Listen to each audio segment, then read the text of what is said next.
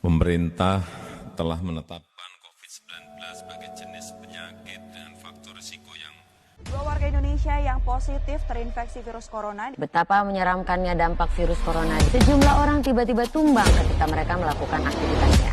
Sejumlah video yang memperlihatkan kepanikan pasien dan tenaga medis di rumah sakit.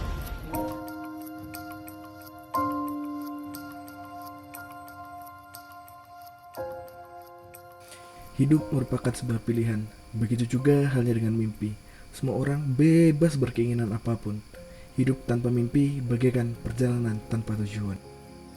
Akan lebih bermakna lagi jika pencapaian mimpi itu mempunyai power penyembuh bagi orang lain. Amalia, perempuan hebat yang berprofesi sebagai perawat.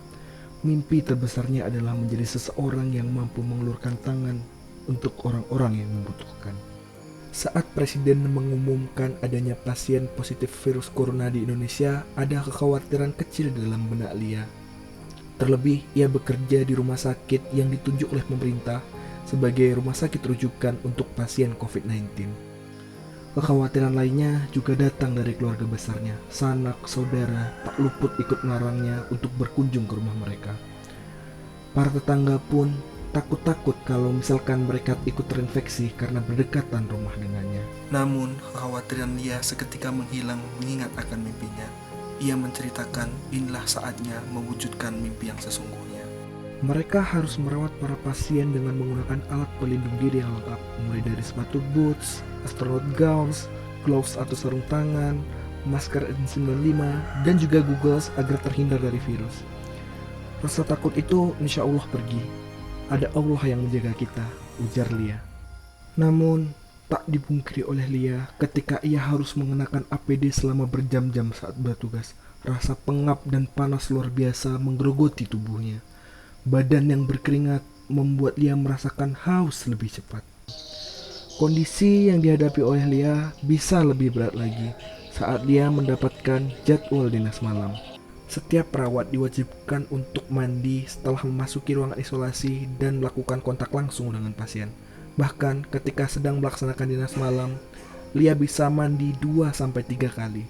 Sehingga beberapa perawat jatuh sakit karena harus mandi ketika dini hari. Tidak main-main dalam profesi ini. Mereka dituntut untuk berpintar-pintar dalam menghadapi pasien virus corona.